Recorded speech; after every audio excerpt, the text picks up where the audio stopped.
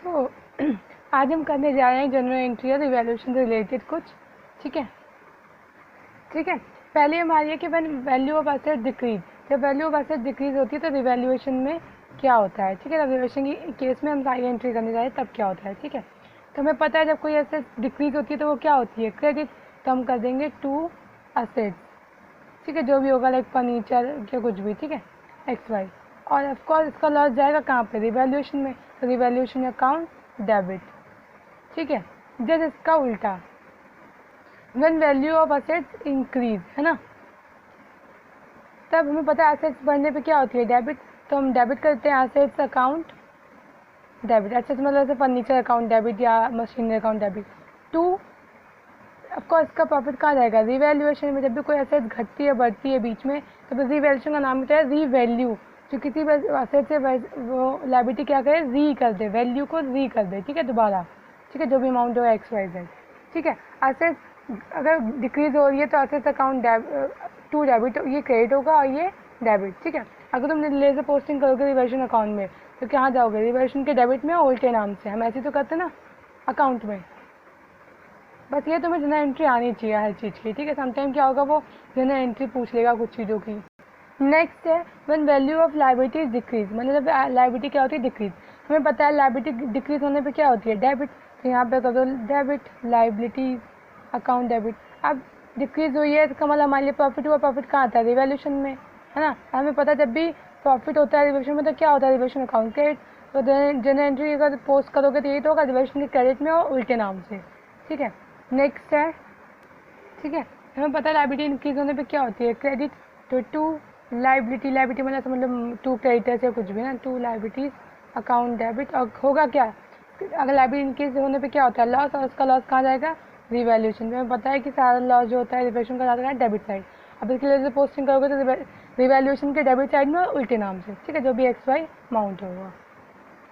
Next है transfer of revaluation profit, मतलब तुमने रिवैल्यूएशन अकाउंट बना लिया, उसमें से क्या निकला, प्रॉफिट निकला, है ना। तो उसे कहाँ ट्रांसफर करोगे, कैपिटल अकाउंट में, है ना। ठीक है, देखो कैसा होगा। हमें पता है प्रॉफिट है और तो वो पार्टनर्स को मिलेगा। पार्टनर को मिलने पे क्या होता है, कैपिटल क्या होगी, क्रेडिट होगी, है ना। मान लो हमारे दो पार्टनर ए और बी। ठीक है, एक्स वाई अमाउंट, है ना। और कहाँ से मिल रहा है, रिवैल्यूएशन अकाउंट में, है ना। तुम यही तो करते हो, रिवैल्यूएशन जब की कैपिटल अकाउंट में जाते हो, क्रेडिट साइड और उल्टे नाम से लिख देते हो रिवैल्यूएशन, है ना। ऑफकोर्स अगर प्रॉफिट हुआ है तो लॉस भी होगा। ठीक है, ट्रांसफर ऑफ रिवैल्यूएशन लॉस। सी हमें पता है कि रिवैल्यूएशन का लॉस किसको मिलेगा, पार्टनर्स को। इससे क्या होगी, कैपिटल डेबिट होगी। ठीक है, A capital account, B capital account.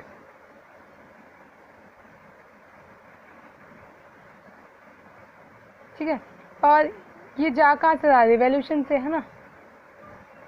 X Y से जो भी अमाउंट होगा। ठीक है,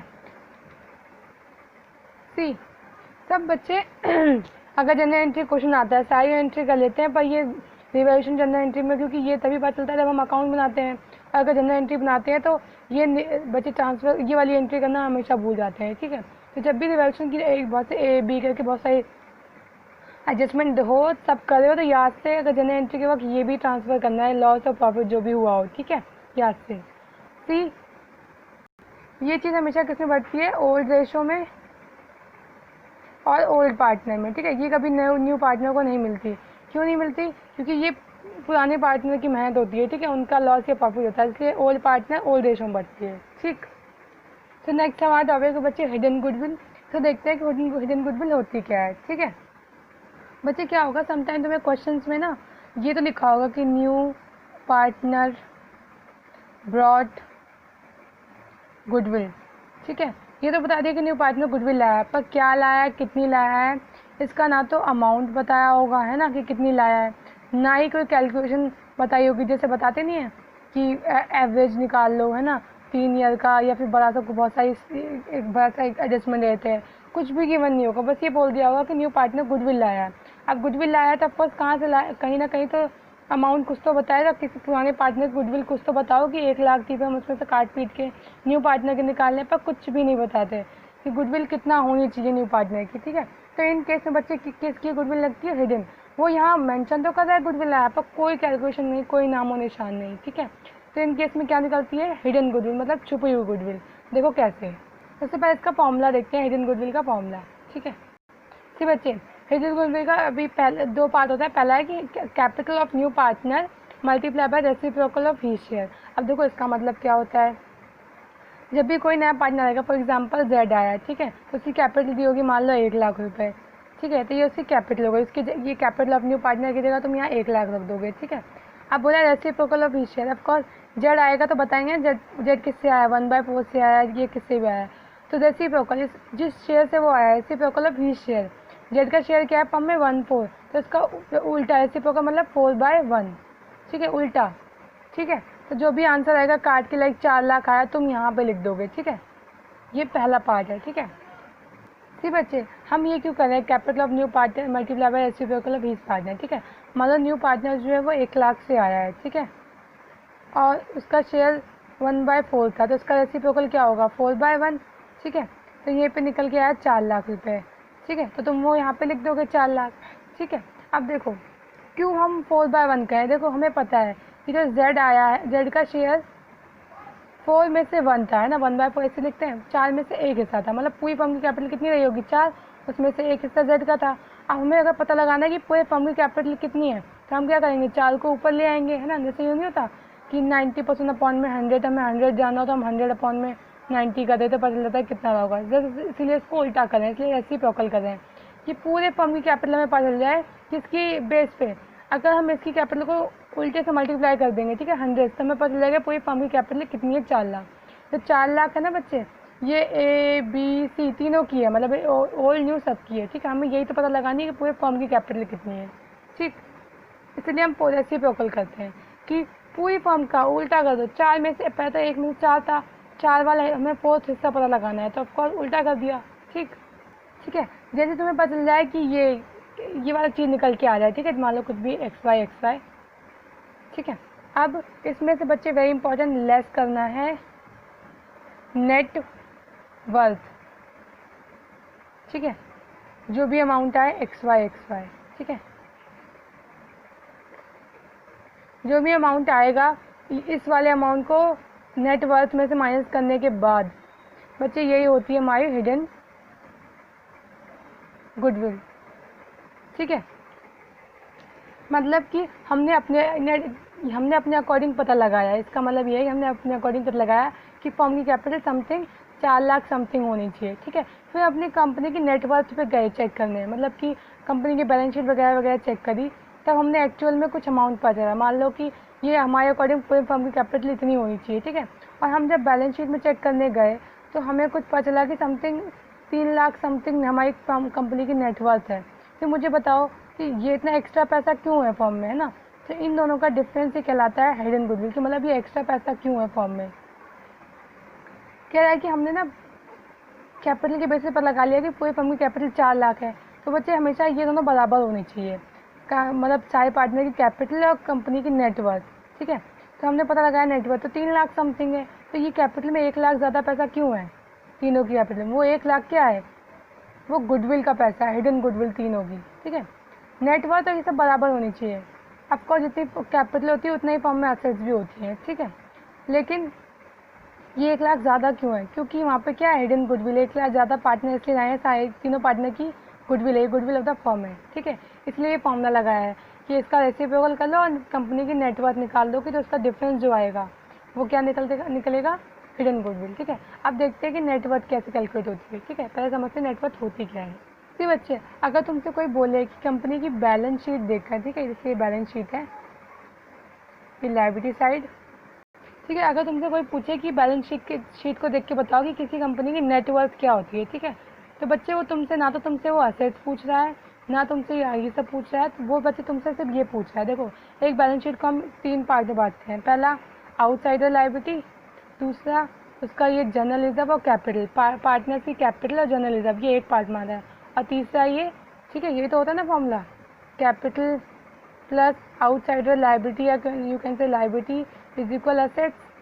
ठीक है, तो कोई तुमसे कोई नेटवर्थ पूछता है तो वो सिर्फ कैपिटल के बारे में पूछ रहा है। ठीक है, और कैपिटल में बच्चे हम जनरल रिजर्व वगैरह भी लेते हैं। ठीक है, कोई जनरल रिजर्व हो, ठीक है, तो कोई तुमसे फर्म की नेटवर्थ पूछता है तो वो ये होती है। ठीक है, अब जैसे फॉर एग्जांपल मान लो ये सारी एसेट्स, मतलब बहुत सी एसेट्स थी, वो 12 लाख रुपए थी, ठीक है, 12 लाख रुपए, ठीक है। आपको इधर भी 12 लाख होगा, बैलेंस शीट का टोटल इक्वल होता है, ठीक है। और ये मान लो इन तीनों की कैपिटल और ये सब मिला के 10 लाख हुआ, ठीक है। और ये आउटसाइड लायबिलिटी 2 लाख। मुझे बच्चे ये आउटसाइड लायबिलिटी कम ही होगी, क्यों? क्योंकि अगर कर्जा ज़्यादा होगा तो फिर ये तो फिर कंपनी तो घाटे में चल रही है ना।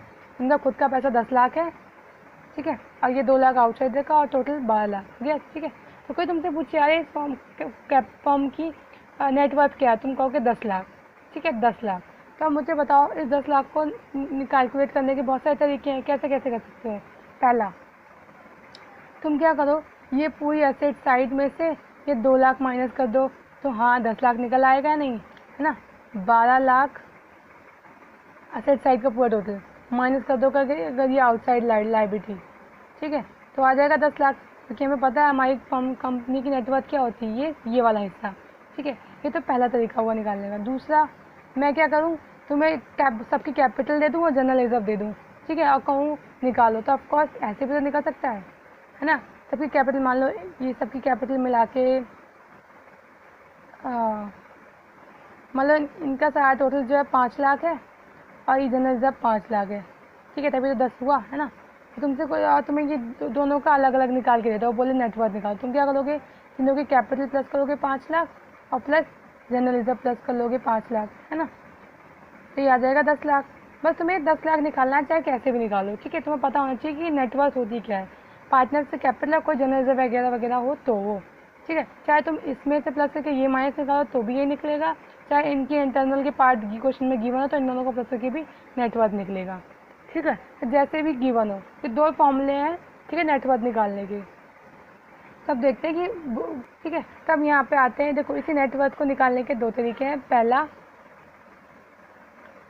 Net worth is equal all assets minus outsider, सिर्फ आउटसाइडर की लाइबिलिटी, ठीक है ना। ऑल एसेट्स में से आउटसाइड लायबिलिटी माइनस का तो आ जाएगी ना नेटवर्थ, ठीक है। इसलिए ये पहला वाला फॉर्मूला, ठीक है। दूसरा फॉर्मूला, जैसा भी क्वेश्चन में इंफॉर्मेशन गिवन हो, ठीक है। दूसरा फॉर्मूला है नेटवर्थ का,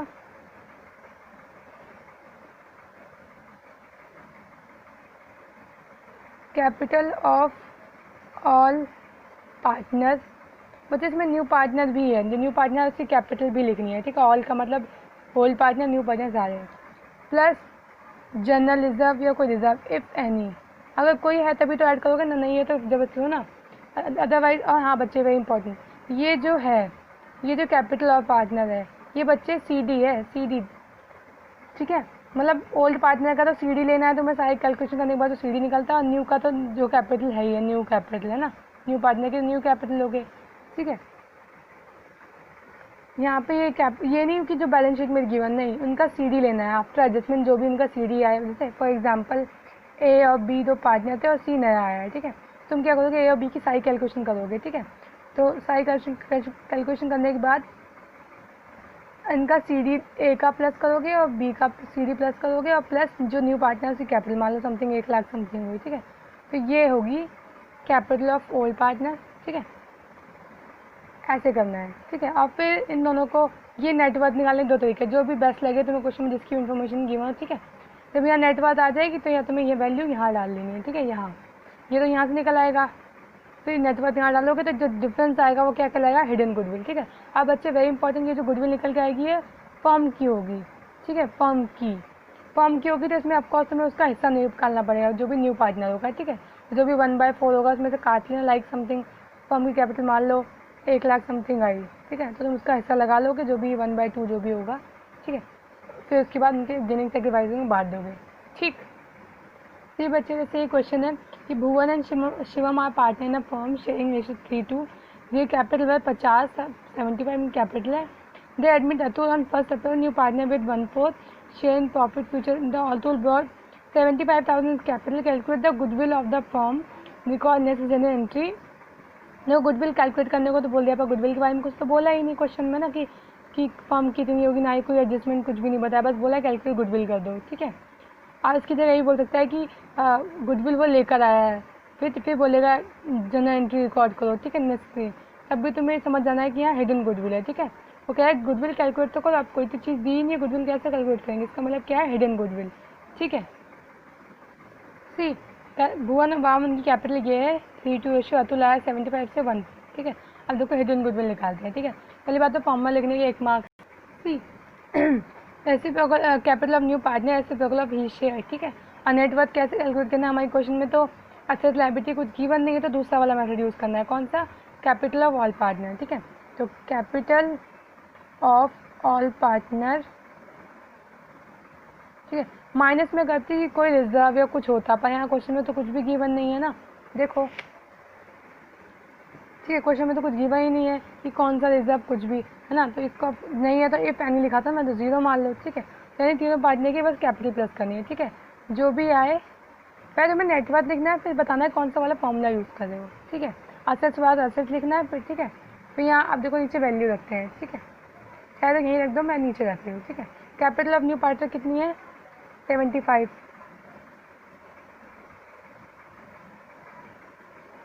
ये कर दी हूँ मैं, ठीक है, 75,000, ठीक है। और कितने से आया, 1/4 से, उसका रेसिप्रोकल कितना होगा, 4/1, तो इसको इससे मल्टीप्लाई करोगे कितना आया, 3 लाख, ठीक है। अब net worth, capital of all partner, तीनों पार्टनर कैपिटल कितनी है, 50, 72, 75। अब मैंने कहा था आफ्टर एडजस्टमेंट, तो अब इसमें कुछ गिवन ही नहीं है, तो यही होगा। अगर क्वेश्चन में बहुत सारी चीज़ें होती तो हम पूरा कैपिटल अगर बनाते, फिर वो CD वाला लेते, ठीक है। अब कुछ गिवन नहीं है, तो यही वाली कैपिटल समझ लो आफ्टर एडजस्टमेंट है, मतलब सारा CD वाली यही है। तो तीनों पार्टनर की कैपिटल देखो क्या होगा, 50,000 प्लस 72,000 प्लस 75,000, ठीक है। फर्म के अकॉर्डिंग इतनी होनी चाहिए, ठीक है, और हमारे अकॉर्डिंग हमने एक्चुअल प्लस करी तो इतनी निकली, देखो कितनी, इनको प्लस करो, फिर बचे 75 है, ठीक है। तो 75 कितना हुआ, 1.5 लाख, और 1.5 लाख प्लस 50,000 कितना हुआ, 2 लाख, ठीक है। फर्म कह रही है कि तुम तीनों की कैपिटल 3 लाख है और फर्म कैपिटल नेटवर्थ 2 लाख है, तो ये 1 लाख एक्स्ट्रा क्यों है, ठीक है। तो हम कहेंगे ये 1 लाख क्या है, हिडन गुडविल, ठीक है। अब ये हिडन गुडविल तो पूरे फर्म की है ना, हमें तो जो न्यू पार्टनर की है उससे मतलब होता है, तो हम न्यू पार्टनर क्या है इसमें लिखेंगे, Atul share in goodwill 1 lakh, उसका शेयर कितना था, 1/4, है ना, कितना आया 25,000, ठीक है। अब तुम इसको सेक्रीफाइसिंग गेनिंग में जो भी उनका शेयर होगा, ठीक है, बांट दोगे, इसे कहते हैं उसके शेयर, ये आई हिडन गुडविल फिर इसका शेयर, ठीक है। दैट्स ऑल अबाउट, फिर ये हम क्वेश्चन करेंगे तो अच्छे समझ जाएंगे, ठीक।